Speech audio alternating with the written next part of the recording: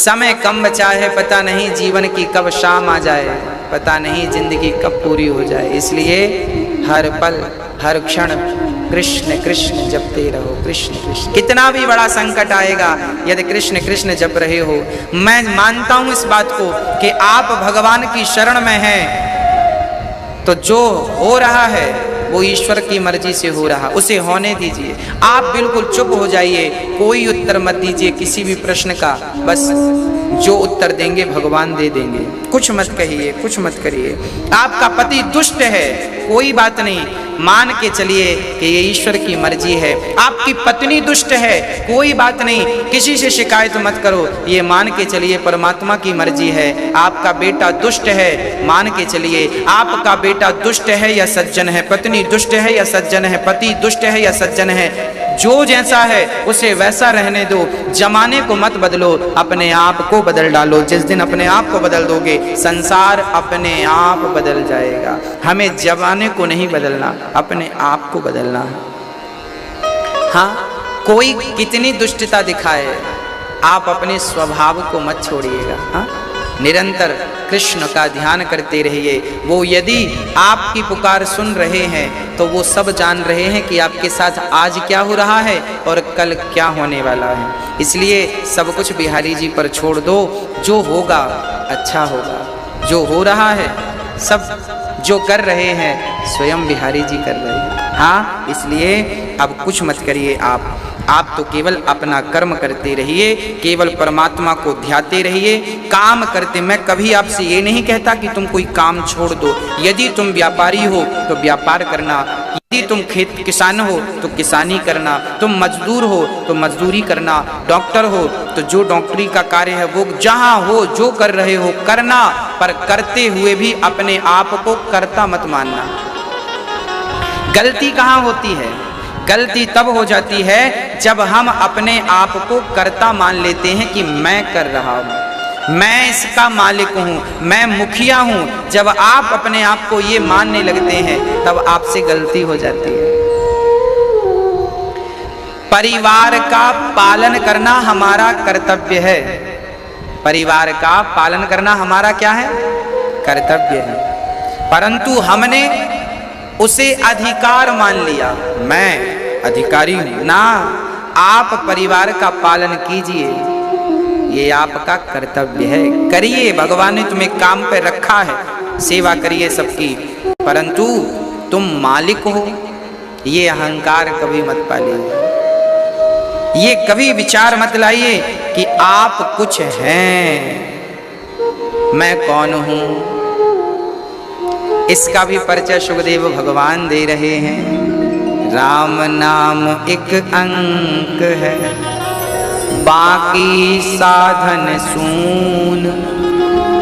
राम रहे 10 गुण हैं, राम बिना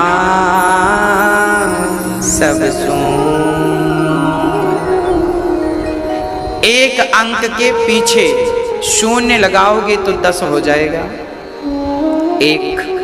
एक के बाजू में 0, कितना हुआ? 10। फिर 2 शून्य लगा दो, 100। एक और बढ़ा दो, 1000। एक और बढ़ा दो, 10,000। एक और बढ़ा दो, 1,00,000। शून्य जो है वो संख्या को 10 गुना बढ़ाता है। एक दिन शून्य को बड़ा अहंकार हो गया। शून्य ने कहा, ऐ संख्या, तू तो एक कदम चलती है, मैं 10 कदम चलता हूं। संख्या एक कदम चलती, 1 2 3 4। 4 के आगे शून्य लगा दो तो 40। तो शून्य ने कहा, संख्या तू एक कदम बढ़ती है, मैं 10 कदम बढ़ता हूं, अर्थात मैं तुझसे श्रेष्ठ हूं, बड़ा हूं। तो संख्या बोली, ठीक है शून्य भैया, यदि तुम बड़े हो तो एक काम करो, तुम बैठो, मैं चली। अब आप चेक में किसी को 0 भर के दे दीजिए, अंक मत लगाइए, तो क्या उस शून्य की कोई वैल्यू होगी? अरे शून्य की इज्जत तब होती है जब वो संख्या के पीछे लगे। हाँ, तो हम सब शून्य हैं, और मेरे राम अंक हैं, यदि राम आगे हैं और मैं पीछे हूं तब तो मेरी कोई कीमत है। और यदि राम से आगे मैं अपने आप को समझने लग जाऊं तो फिर मैं तो अंक के आगे जीरो लग जाए तो उस जीरो का भी कोई अर्थ नहीं है। जीरो का अर्थ तो तभी होगा जब वो पीछे लगे संख्या के। तो हम सभी जीरो हैं और राम संख्या है, अंक है। यदि राम की शरण में रहे तो जैसे शून्य 10 गुना बढ़ता है, ऐसे राम की शरण में रहे, कृष्ण की शरण में रहे तो आप और आपका परिवार, व्यापार सब 10 गुना भगवान बढ़ाएंगे। यदि आप शरण में हैं राम की तो सब बढ़ेगा। और यदि आप शरण नहीं स्वीकार कर रहे हैं, अपने आप को कर्ता मान रहे हैं, अपने आप को ही सर्वस्व मान रहे हैं, तब तो बात बिगड़ जाएगी। शुकदेव भगवान कहते हैं हमें अधिक संग्रह के चक्कर में नहीं पड़ना चाहिए। चीराणि किं पथि न सन्ति दिशन्ति भिक्षा, नैवाङ्घ्रिपा परिवृतः सरितोऽप्य शुष्यन्, रुद्धो गुहा किमजितो वतिनोपसन्नान्, कस्माद् भजन्ति कवयो धन दुर्मदान। शुकदेव भगवान कह रहे हैं कि पहनने को क्या रास्ते में फटे पुराने वस्त्र नहीं मिल जाते जो वस्त्रों का संग्रह करते हो? क्या भूख लगने पर वृक्षों के फल नहीं मिल जाते जो अन्न का संग्रह करते हो? क्या रहने को गुफाएं नहीं मिल जाती जो आलीशान बंगले बनाते हो? इसका तात्पर्य यह है कि जिसने मन भगवान में लगा दिया है उसे अधिक संग्रह करने की आवश्यकता नहीं है। विधाता इतना दीजिए जामे कुटुंब समाए और मैं भी भूखा ना रहूं, कोई साधु ना भूखा जाए। कितनी भी प्रॉपर्टी आप जोड़ के रख लो भक्तों, अंत में एक तिनका आपके संग जाने वाला नहीं। जबरदस्ती लोग मर रहे हैं, परेशान हो रहे हैं, पता नहीं क्यों, किसके लिए, मुझे तो कुछ समझ नहीं आता। शुकदेव भगवान कह रहे हैं जो ब्रह्म तेज की इच्छा रखता हो उसे बृहस्पति की उपासना करनी चाहिए, जिसे लक्ष्मी की इच्छा हो माया देवी की उपासना करे। और जो भगवान की भक्ति चाहता है, अकामः सर्व कामो वा मोक्ष कामा उदारधिः, तीव्रेण भक्ति योगेन यजेत पुरुषं परम। भगवान कहते हैं कि किसी देवी देवता की उपासना करोगी तो वो जिसका मालिक है वही तुम्हें दे सकेगा, पर भगवान की शरण में गए तो जो तुम्हें चाहिए, जो तुमने सोचा ना होगा, उससे करोड़ों गुना परमात्मा तुम्हें दे करके आनंदित कर देंगे। जब परमात्मा की शरण में हम, एक छोटी सी बात हमें स्मरण हो आई, मैं आपको सुनाना आवश्यक समझ रहा हूं। प्रिय भक्तों, एक समय की बात है, एक भिखारी एक राजा के पास कुछ मांगने गया। भिखारी था, क्या मांगता? रोटियां मांगता, भोजन मांगता भी तो थोड़ा बहुत मांगता, 1000-2000 रुपए मांग लेता। एक भिखारी राजा के पास गया। उस समय राजा भगवान के मंदिर में बैठे भगवान के सामने हाथ जोड़कर आंख बंद करके कुछ कह रहे थे। वो भिखारी उनके पीछे बैठ गया और जब राजा ध्यान से जागे, समाधि से जागे, तो राजा से भिखारी ने पूछा, राजा साहब आप ये क्या कर रहे थे? तब राजा ने कहा, मैं भगवान से मांग रहा था। भिखारी ने कहा, भिखारी तो मैं हूं, मांगना तो मैं जानता हूं, आप तो राजा हैं, आप तो देना जानते हैं, आप भी मांगते हैं। तब राजा ने कहा, मैं भगवान से मांगकर आप लोगों में बांटता हूं। तब भिखारी बोला, बात समझ में आ गई, हम तुमसे क्यों मांगे? जब तुम भगवान से मांग कर ही हमें देते हो तो हम डायरेक्ट भगवान से ही दास क्यों नहीं बनाया? आपको आंखों का दान किसने दिया है? उन्होंने ही दिया है। अंधा बना देते तो आप क्या कर लेते हो? शिकायत किससे करते? तो ईश्वर ने आपको नेत्रों का दान दिया है, वो दान दिया जिससे आप सारी दुनिया को देख सक रहे हैं, देख पा रहे हैं। आपको भगवान ने कानों का दान दिया है, आपको भगवान ने ये सुंदर शरीर दान ही तो दिया है। क्या हमारी योग्यता थी मानव का तन पाने की? साधन धाम मोक्ष कर द्वारा, ये मोक्ष का द्वार है। फिरत सदा माया कर प्रेरा, और काल कर्म स्वभाव गुण घेरा। कबहु की नर करुणा कर देही, देत ईस बिनु हेतु स्नेही। न जाने कौन से गुण पर दया निधि रीझ जाते हैं, और यही सदग्रंथ कहते हैं, यही हरिभक्त गाते हैं। हाँ, सुंदर। भगवान सब कुछ देने की सामर्थ्यता रखते हैं, इसलिए कुछ मांगना हो तो जमाने से ना मांगिए, कुछ मांगना हो मेरे बिहारी जी से मांगिए। मैं विश्वास दिलाता हूँ कि यदि सच्ची बात आप सच्चे भाव से भगवान से कुछ मांगेंगे और अच्छी, देखिए मांगना भी दो प्रकार का होता है, एक मांगना अपने लिए, एक मांगना दूसरों के लिए। जब हम दूसरों के लिए मांगते हैं तो भगवान समझते हैं कि ये योग्य है, इसे देना चाहिए, और जब हम अपने ही लिए मांगने लगते हैं, हमारा ही पेट भर दो, बाजू वालों को मत देना, और लोगों को मिलता है ना तो वो गाड़ के रख लेते हैं, देते नहीं हैं। कुछ लोग इतने कंजूस होते हैं कि उनके पैसों में दीमक लग जाती है, चोरी हो जाता है, छापे पड़ जाते हैं, वो व्यर्थ में चला जाए, पर वो धर्म पर, परोपकार पर खर्च नहीं करते। भगवान कहते हैं ऐसों को धन देने से कोई लाभ नहीं, धन उन्हें ही देना चाहिए जो कि आपसे लेकर और सेवा में लगाते रहें, सेवा करते रहें, वही धन सार्थक है। गंगा का पानी भी बहता हुआ शुद्ध होता है, यदि ठहर गया तो वो गंगा का जल क्यों ना हो। गंगा के जल को यदि गड्ढे में आपने भर दिया, गंगा में ही कई बार ना गर्मियों में पानी कम होता है तो गड्ढों में पानी भर जाता है, वो गड्ढे का पानी भी गंदा हो जाता है, क्योंकि वो मैन धार से टूट गया, बिछड़ गया। ऐसे ही जब ईश्वर हमें देते हैं, हम दूसरों को दे दिए, सेवा कर दिए, वो गोल गोल चलता रहता है, तो वो धन शुद्ध होता है। और धन आके रुक जाए एक जगह कंजूस के पास, वो धन अशुद्ध हो जाता है, फिर वही धन व्यक्ति की दुर्गति कर देता है। इसलिए दान करना, कहते हैं बड़े बुजुर्ग कि पानी बाढ़े नाव में, घर में बाढ़े दाम, और दोनों हाथ उलीछिए यही सयानो काम। जब पानी नाव में बढ़ जाता है ना तो नाव चलाने वाला पानी को उलीछता है, अर्थात नाव से बाहर फेंकता है। पानी बाहर ना फेंके तो वह पानी नाव को डुबा देता है। जैसे पानी नाव को डुबा देता है, पानी नाव में बढ़ जाए तो उलीछना चाहिए, ऐसे घर में थोड़ा धन बढ़ जाए तो दोनों हाथ से दान करना चाहिए, नहीं तो वो धन हमें डुबा देगा। जैसे पानी नाव को डुबा देता है, ऐसे धन अधिक आ जाए और हम सदुपयोग ना करें तो बुद्धि का हरण कर लेता है। रावण के पास धन अधिक हो गया, उसने दान, इस प्रकार की हमें श्री सुखदेव भगवान कह रहे हैं राजन, सब में परमात्मा का दर्शन करके परमात्मा की शरण ग्रहण करना चाहिए। तब सुखदेव जी को राजा परीक्षित ने कहा, प्रभु परमात्मा सृष्टि क्यों बनाते हैं, क्यों उत्पन्न करते हैं? तब सुखदेव जी को स्मरण आया कि अभी तो मैंने स्तुति नहीं की। तब स्तुति की, नमः परस्मै पुरुषाय भूयसे सदुद्भवस्थान निरोध लीलया गृहीत शक्ति त्रितया यदेहिना मंत्र भवायानुपलक्ष्य वर्तमने।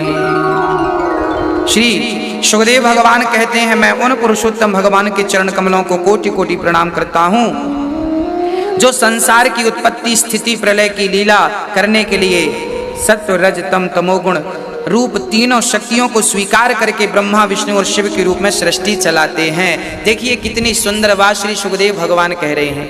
हम लोग शंकर जी को अलग मानते हैं और नारायण राम कृष्ण को अलग मानते हैं, जबकि यहाँ पर सुखदेव भगवान कहते हैं कि सतोगुण रजोगुण तमोगुण इन तीनों गुणों के प्रधान परम पिता परमात्मा जो त्रिगुणातीत हैं, जो तीनों गुणों से परे हैं, वो सृष्टि की रचना के लिए तीन गुणों का आश्रय लेते हैं, सतोगुण तमोगुण और रजोगुण का। और वही सतोगुण तमोगुण रजोगुण के रूप में फिर वो एक रूप से नारायण बन करके विष्णु बन करके पालन करते हैं, और ब्रह्मा बन करके वो सृष्टि उत्पन्न करते हैं, और वो शिव बन करके संहार करते हैं। यहाँ सुखदेव भगवान तीनों को एक ही संज्ञा दे रहे हैं, ये तीनों एक ही हैं। हम कभी भी शिव को नारायण से अलग ना समझें और नारायण को कभी शिव से अलग ना समझें। शिव ही नारायण और नारायण ही शिव एक ही है। अलग अलग भ्रांतियां बिल्कुल मन में ना लावें, एक ही है। वह एक ही अनेक रूप में प्रकट हो गए, शिव के रूप में, वह नारायण राम के रूप में, वह नारायण कृष्ण के रूप में, वह नारायण श्री नरसिंह वामन के रूप में, वह शिव के रूप में भी उत्पन्न है। वह एक ही अनेक बनकर अनेक लीलाओं का ब्रह्मा। सबसे पहले भगवान नारायण की नाभि से कमल उत्पन्न होता है। हाँ,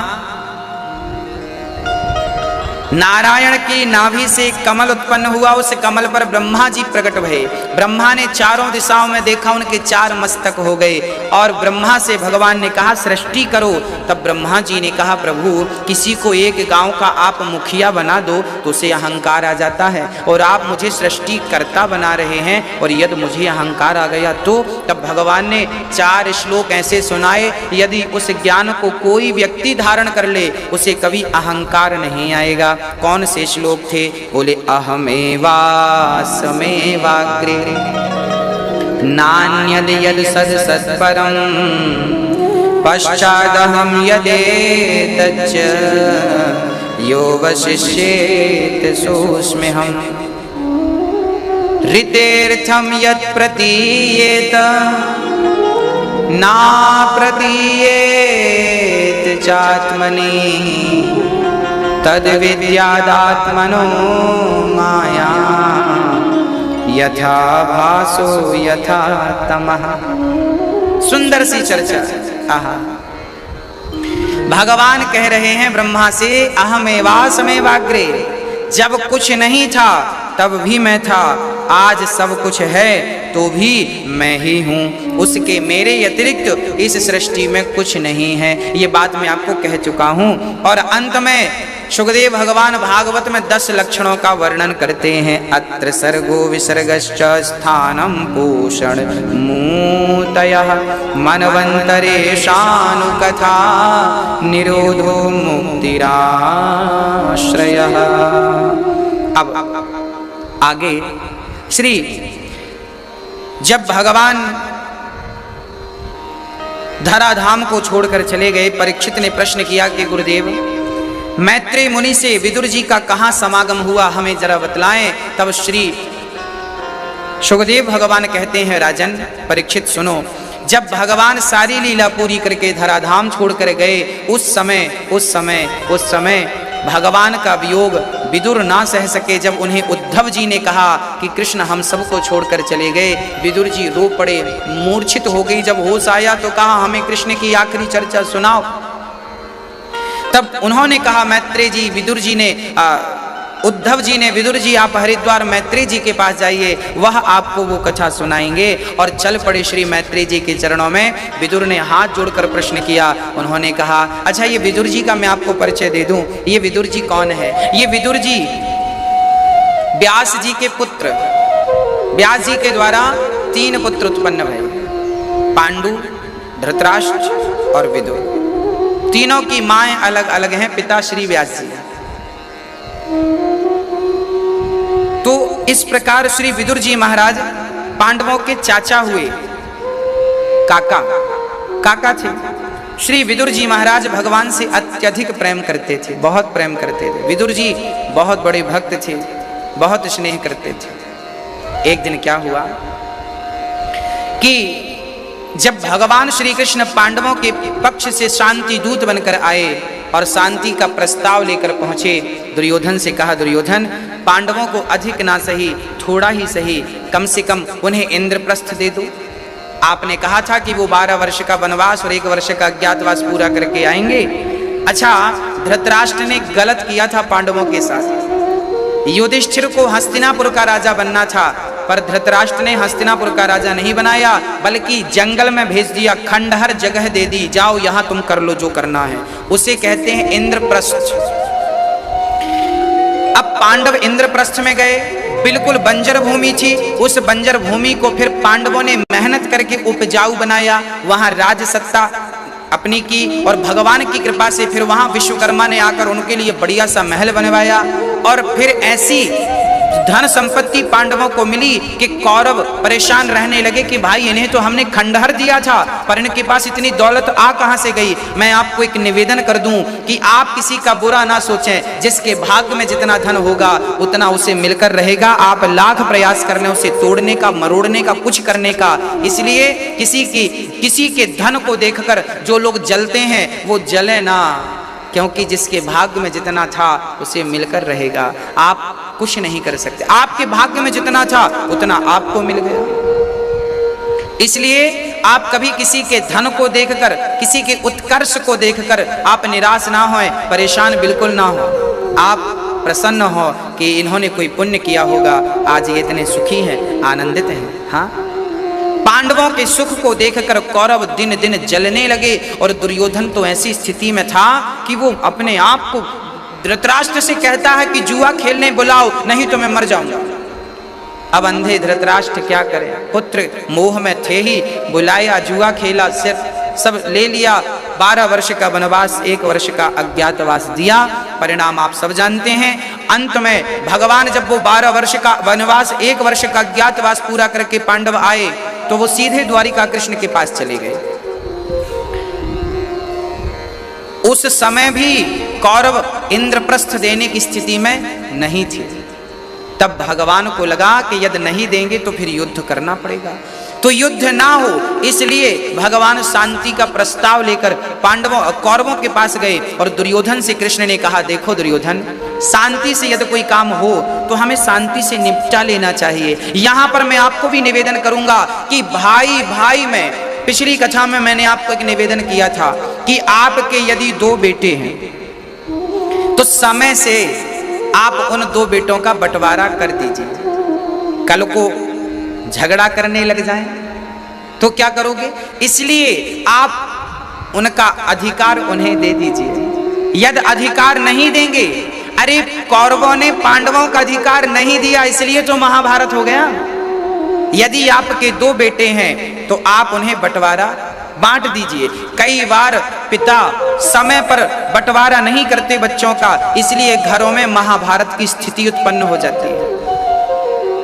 कई बार देखने को ये मिलता है पिता बच्चों पे पक्षपात करते हैं, कहीं बड़े बेटे को ज्यादा दे दिया, कहीं छोटे बेटे को ज्यादा दे दिया। जिसे ज्यादा मिला वो तो खुश, जिसे कम मिला अब वो आपको दुश्मन मानने लगा। देखो मेरा बाप कैसा है, मेरे साथ गलत कर रहा है। वो जमाने में कहेगा मेरा बाप तो गलत है, देखो उसने, वो बच्चा ये नहीं समझता कि जितना हमें मिल गया है उतना बहुत है, परंतु ये समझ सबके पास तो नहीं होती ना। इसलिए पिता का भी कर्तव्य है कि बच्चों में झगड़ा ना हो, उसके पहले आप उन्हें उनकी संपत्ति दे दीजिए और वो अपना करें खाएं। कुछ अपने लिए बुढ़ापे में बचा के जरूर रखिएगा, ये मैं आपसे निवेदन करूंगा, ताकि बुढ़ापे में 2 पैसे होंगे तो आपकी संतान आपकी सेवा करेगी। नहीं तो ये घोर कलयुग है, आपके पास पैसे नहीं होंगे ना तो आपकी अपनी औलाद, आपकी अपनी संतान आपको छोड़ देगी, चौराहे में छोड़ के आ जाएगी, पूछने नहीं आएगी कि पेट भरा है कि भूखी हूँ।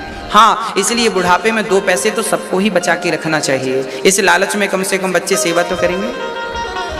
हाँ, तो झगड़ा ना हो, इसलिए शांति का प्रस्ताव लेकर कृष्ण गए और शांति दूत बनकर गए। आपके घरों में झगड़ा ना हो, झगड़ा हो उसके पहले आप सब चीजों का समाधान कर लें। और भाई भाई में देखिए, चूल्हा अलग हो जाए चलेगा, व्यापार अलग अलग है, बड़े भाई का काम अलग, छोटे भाई का सब अलग है, सब अलग अलग रहो, ठीक है, चूल्हे भी अलग हैं, ठीक है, पर दिल एक होना चाहिए, मिलना जुलना तो बना रहे। छोटा भाई बड़े भाई के घर आए, बड़ा भाई छोटे भाई के घर जाए और प्रेम मोहब्बत बनी रहे, गले लगते रहे दोनों भाई। हाँ, यदि तो विवाद थोड़ा सा हो गया ना तो एक खटास उत्पन्न हो जाती है और वो फिर जीवन भर मिलने नहीं देती।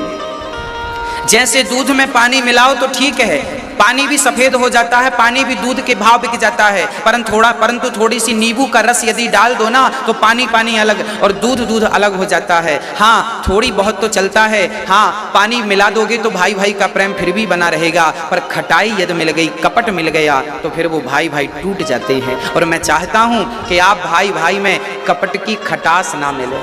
यदि कपट की खटास मिल गई तो रिश्ते बिखर जाएंगे। और मैं निवेदन करता आया हूं कि आपके घरों में, आपके परिवार में, आप यदि बड़े हैं, यदि पिता है तो वो बच्चों को संभाल के रखे, समय पे उनको काम धाम दे दे, बेटा मैं पिता हूँ, तुम दोनों प्रेम से रहो, अपना करो खाओ। यदि पिता नहीं है और बड़ा भाई है और आपका छोटा भाई है और आप बड़े भाई हैं, तो बड़े भाई का कर्तव्य तो ये कहता है कि आप अपने भाई को 20 रुपए दे दो और आपका छोटा भाई उसे 20 रुपए दो, और आप बड़े हो तो 19 ही रखो, ताकि आप पर कभी आरोप ना लगे कि मेरा बड़ा भाई, उसके पास अधिकार था तो उसने मुझे कम दिया, ये आरोप ना लगे। मेरा तो ये निवेदन है, क्योंकि कई बार ये छोटे छोटे कपट, आज मैं एक छोटी सी बात आपसे निवेदन करना चाहूंगा।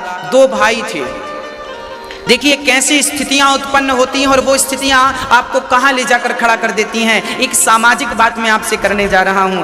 2 भाई थे, बहुत प्रेम था दोनों में, बहुत प्रेम था, दोनों भाई साथ में रहा करते थे, एक ही चूल्हे पर दोनों की रोटियां बनती थीं, दोनों भाई बड़े प्रेम से रहते थे। एक दिन क्या हुआ, सुबह का वक्त था, छोटा भाई दातून कर रहा था छत के ऊपर, बड़ा भाई बगीचे से लौटा तो बड़े भाई को पके हुए 2 आम मिल गए, 2 आम मिल गए पके हुए। अब देखना, एक आम बड़ा था और एक आम थोड़ा सा छोटा था। उस बड़े भाई के भी एक बेटा था और छोटे भाई का भी एक बेटा था, और दोनों बच्चों की उम्र लगभग 6 वर्ष की थी। दोनों भाइयों के बेटे बराबर थे, उम्र सेम थी। बड़ा भाई ऊपर छत पर बड़ा भाई ऊपर छत पर था, छोटा भाई आम लेकर आया। 2 में से कोई एक भी भाई आम लेकर आया।